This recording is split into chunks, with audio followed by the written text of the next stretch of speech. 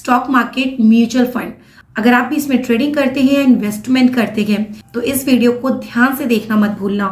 Okay, तो आज हम डिस्कस क्या करने वाले हैं। सबसे पहले क्लासिफिकेशन ऑफ इनकम, आपका शॉर्ट टर्म कैपिटल गेन है या लॉन्ग टर्म कैपिटल गेन है, कैलकुलेशन का प्रोसीजर क्या रहता है, साथ ही जो आपका गेन निकल कर आया है उस पर कितना टैक्स आपको गवर्नमेंट को पे करना है। अगर आपको कंपनी से डिविडेंड रिसीव हो रहा है तो उसकी टैक्सेबिलिटी क्या रहती है। अगर आपने माइनर के नाम पे इन्वेस्ट किया हुआ है तो उसके ऊपर टैक्स किसको पे करना है।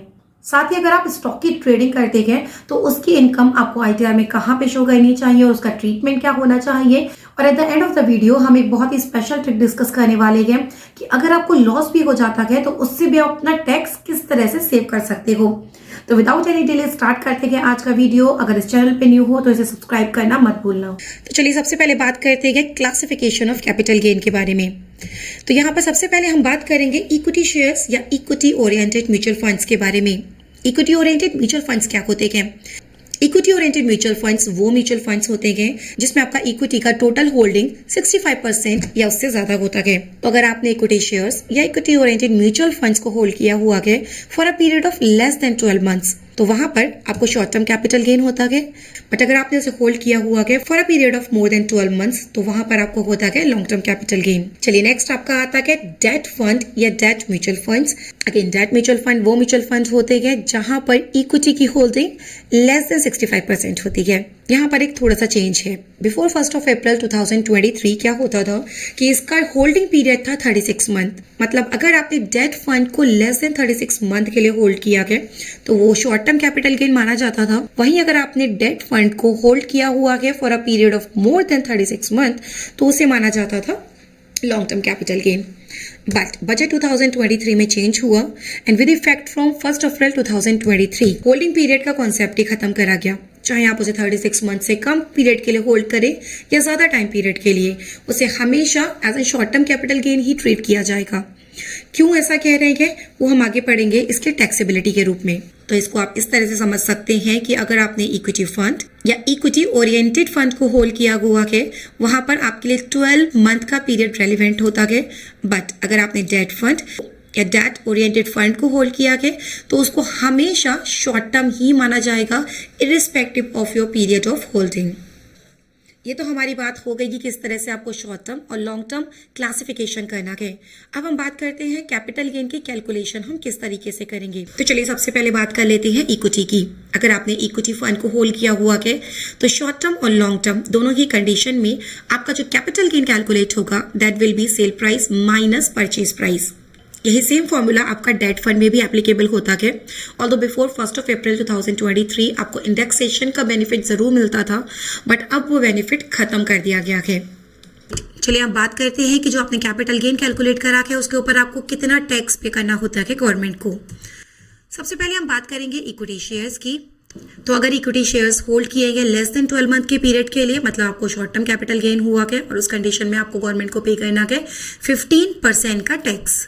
और तो यहाँ पर भी आपको अपने स्लैब का बेनिफिट मिल जाता है। मतलब अगर आपकी total income basic exemption limit से कम है तो वहां पर आपको कोई टैक्स पे नहीं करना है। साथ ही अब हम बात करते हैं अगर आपने अपने इक्विटी शेयर्स को मोर देन 12 मंथ के लिए होल्ड किया गया तो वो हो जाएगा आपका लॉन्ग टर्म कैपिटल गेन। यहाँ पर अप टू 1 लाख रुपीज आपको कोई टैक्स पे नहीं करना है। बट 1 लाख के ऊपर आपको 10% की रेट से गवर्नमेंट को टैक्स पे करना है। बट यहाँ पे कोई भी इंडेक्सेशन आपको अवेलेबल नहीं होगा। तो डेट फंड या डेट म्यूचुअल फंड के बारे में अगर हम बात करें तो बिफोर 1 अप्रैल 2023 तक अगर आपको शॉर्ट टर्म कैपिटल गेन होता है तो वहां पर आपको स्लैब रेट से टैक्स देना होता है और लॉन्ग टर्म कैपिटल गेन की कंडीशन में आपके ऊपर 20% का टैक्स लगता था। साथ ही आपको इंडेक्सेशन का बेनिफिट भी मिलता था। बट बजट 2023 में चेंज हुआ विद इफेक्ट फ्रॉम 1 अप्रैल 2023 आपका चाहे लॉन्ग टर्म कैपिटल गेन हो या शॉर्ट टर्म कैपिटल गेन हो आपको अपने taxable normal tax slab rate से ही गवर्नमेंट को टैक्स पे करना होगा। मतलब अगर आप 10% के स्लैब पे आते गए तो आप 10% टैक्स पे करेंगे। वहीं अगर आप 30% के टैक्स स्लैब पे आते गए तो वहां पर आपको पे करना होगा 30% का टैक्स रेट। चलिए अब बात करते हैं आपके रेवेन्यू इनकम की जो होता है डिविडेंड के फॉर्म में। कंपनीज एवरी ईयर जो भी प्रॉफिट अर्न करती है उसका एक certain percentage in the form of dividend अपने शेयर होल्डर्स को डिस्ट्रीब्यूट कर देती है। अभी जो डिविडेंड आपको मिला है उसकी टैक्सेबिलिटी क्या होती है। तो देखिए सबसे पहले हम बात करते हैं TDS tax deducted at source की। अगर एक कंपनी अपने शेयर होल्डर्स को 5,000 रुपीज से ज्यादा का डिविडेंड पे करती है तो वहां पे 10% का टीडीएस डिडक्ट होता है। ऑल्दो इस टीडीएस को वाइल फाइलिंग और इनकम टैक्स रिटर्न आप क्लेम भी कर सकते हैं। वहीं अगर आप एक नॉन रेजिडेंट हैं तो 20% का टीडीएस डिडक्ट होगा। बट क्या यहाँ पे कोई ऐसा वे आउट है जिसके थ्रू आप ये टीडीएस डिडक्ट होना अवॉइड कर सकते हैं, स्पेशली अगर आपकी इनकम टोटल एग्जेम्पशन लिमिट से कम है?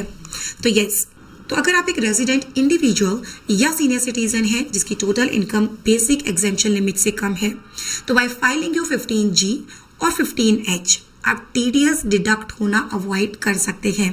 बाकी आपको जो डिविडेंड की इनकम मिलती है वो आपकी नॉर्मल टैक्स स्लैब पर ही टैक्सेबल होती है।